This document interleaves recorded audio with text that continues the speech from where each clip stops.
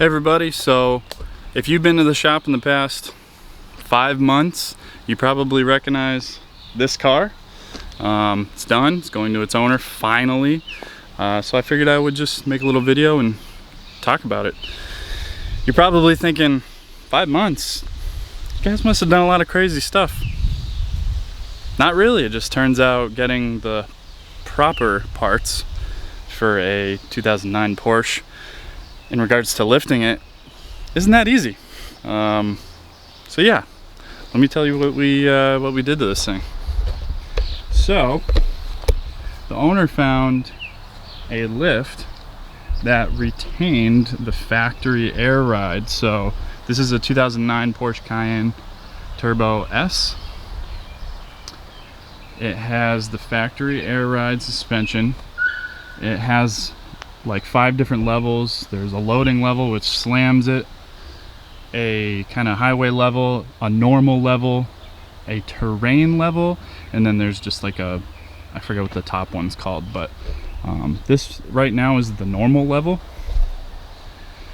So the lift he found was a spacer lift. It dropped the struts 2 inches, it dropped the cross members, the subframe, everything 2 inches, so it retained all the factory stuff, including the air ride. 2 things. One, because the rear subframe was dropped, where the exhaust went into the stock big old muffler that used to be back there, it didn't fit because it would hit the cross member and I could not adapt the pipes, so we ended up just welding in straight pipes. It is really loud. Listen to this video.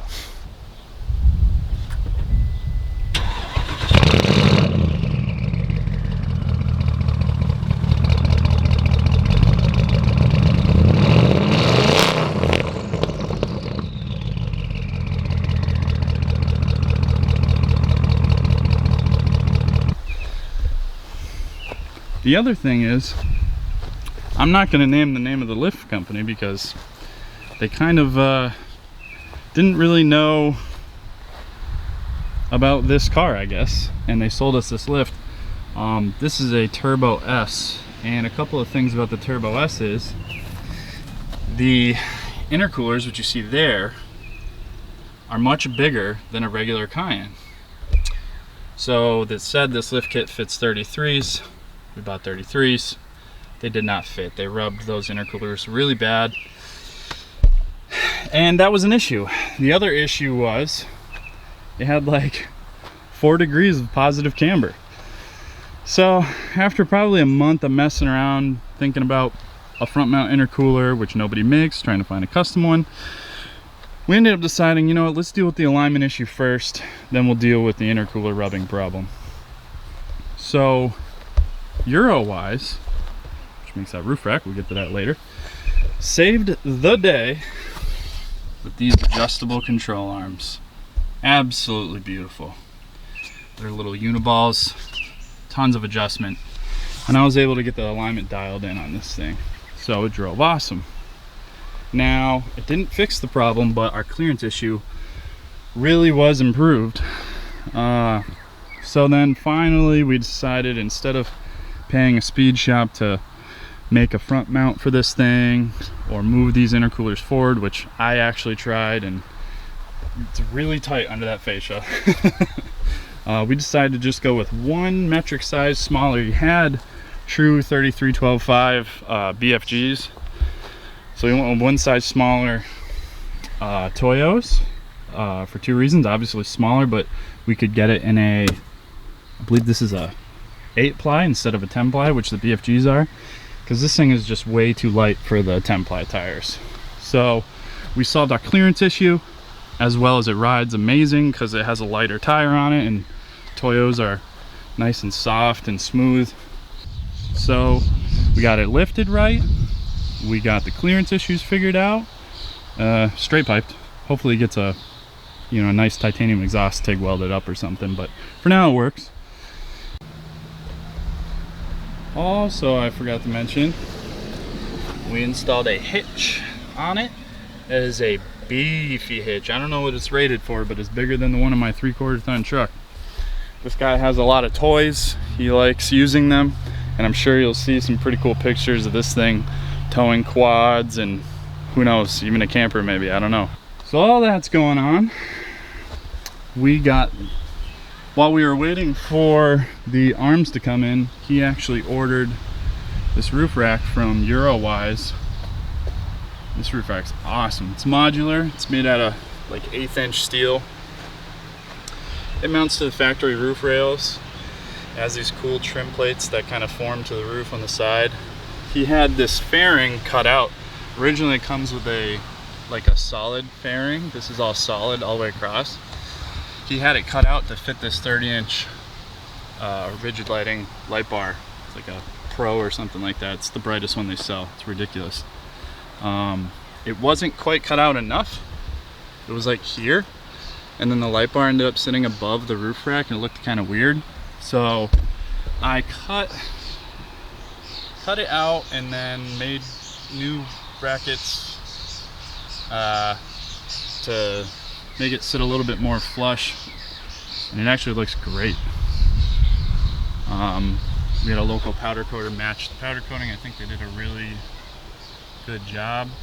Another thing too is, again, while we were waiting for parts, the owner, this hardware was just regular grade 8 coated hardware. It was gold, and he had me powder coat all those black, and I think that turned out really nice.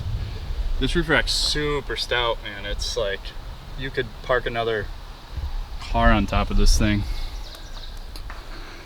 So we got the roof rack, the lift, tires, all that stuff. I guess I'll bring you into the inside here.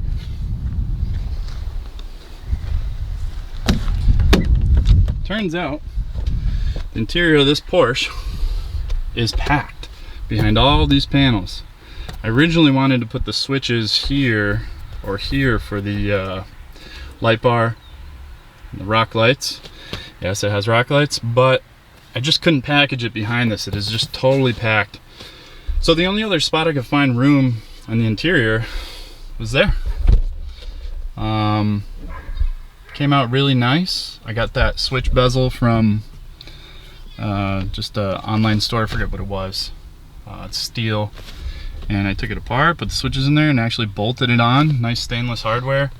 Came out really nice. And it just so happens that the backlighting is the exact same color as the backlighting is, you know, all the HVAC system and everything, all those buttons on the dash. So that's pretty cool. The rock lights are, oh man, maybe I'll get a clip of it at night before I deliver this back to them. But they're pretty cool. They're RGB. They're a bunch of different colors. There's a ton of different settings. You can't even see it up in there, which I guess is the goal. But there's that one. There's one in the back, one in the side, one in each of the front wheel wells, and then there's one in the front. Yeah, man, this thing is sweet. It's really loud. I hope he gets a nice exhaust made for it. Future stuff. I know he said he's getting a bike rack for the top. I think he should get some sort of brush guard made / bumper for this. Hopefully I'm involved with that part of the build, but we'll see, because I think this may be going to a different part of the country, but who knows, maybe it'll make its way back. This was kind of inspired by the, man, what's it called, the Trans-Siberia Porsche. It's like a factory racing Porsche. It's pretty sweet, except this is much nicer looking. Yeah, man, this thing's cool. Turns out Porsches are really hard to find parts for lifting them, but turned out really nice. Drives good. The twin turbo S, so it rips. Yeah, I hope he enjoys this thing. I enjoyed working on it. I enjoyed it sitting around my shop waiting for parts. Yeah, cool. Thanks for watching, guys, and I hope everyone enjoyed seeing it when they stopped at the shop. And I hope the owner enjoys it now.